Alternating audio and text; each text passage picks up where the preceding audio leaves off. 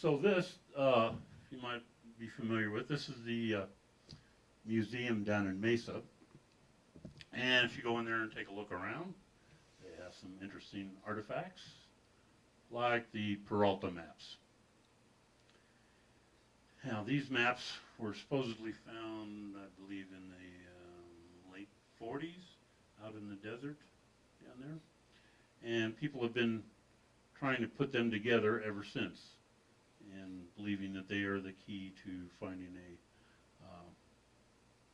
lost gold mine. And this is the famous horse. And you see the date 1847. The heart is off to the side, and actually the heart sits inside there.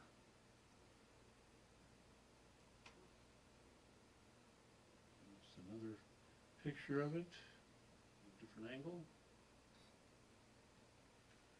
And another picture of the horse. So why don't you talk to us a little bit about your philosophy on maps, treasure maps? Do they exist? Are they accurate? Well, this is another interesting thing, and when you get into the gold hunting business, everybody has a map or saw a map or seen a map and knows where things are. But the reality is, these maps have been around for how many years? 40, 50 years. Nobody's ever found anything on them. You could correlate all the points, all the lines, the ridges, the points on them to just about anything that you want to, that your imagination can go. And it's no different, pirate treasure maps or whatever. And my belief is there's a reason why. Now you have to ask yourself, if you buried $1 million in your backyard, are you going to need a map to find it? I think you're going to remember where that's at. I don't think you're going to need a map. And more problematic is if you had a map that led right to a location and you lost that, wouldn't you be out of treasure?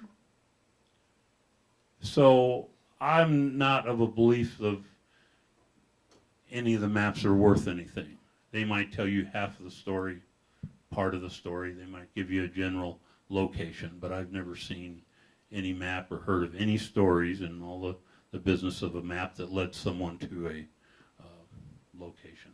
Could a map be intentionally deceiving? I think most of them were, because the fact if you're out, whether you're prospecting or whether you know a place, you don't want people to come out in the same area that you're at. It wouldn't be beneficial to you. So a lot of times they're nothing more, and I think that it's the same way with these Peralta maps. There's a big dispute about whether they're authentic, whether someone concocted them just to make up a story. But like I said, I mean, to me, the proof is in the pudding. If someone found it with those maps, then I'd be convinced. But I can't think of any stories in all my search of history where someone has used a map and found it. And there's a good reason why. Okay, so we won't waste our time looking for the map. I would. Okay. There's other ways. All right.